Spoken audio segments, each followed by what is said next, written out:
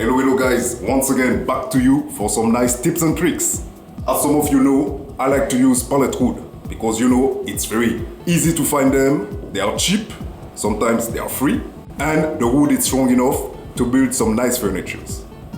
But the trick with pallet wood is to dismantle each of the slat, the wooden slat. So, as you may have seen it, I'm sharing with you on a weekly basis, sometimes monthly basis, some very nice tips and tricks in order to make life easy for you, easy for myself, because those are things that I'm finding very useful in order to work with them. Today, I'm gonna share with you a very nice tool. This one is a pallet buster. As you can see, very simple, a little bit heavy, I have to say, but nothing that you cannot use. Then now, I'm gonna show you how I'm using it. Let's go. In order to begin, I first started to put the pallet flat to the ground to start dismantling.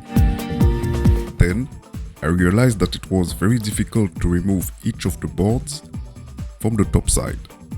To make it easier, I've decided to turn it upside down to see if it works better.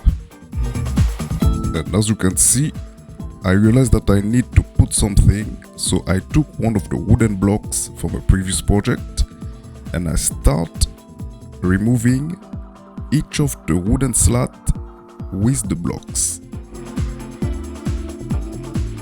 So remember that the goal here is to make sure that I'm not breaking too much of the wood. So I'm going very slow in order to be able to dismantle them in one piece.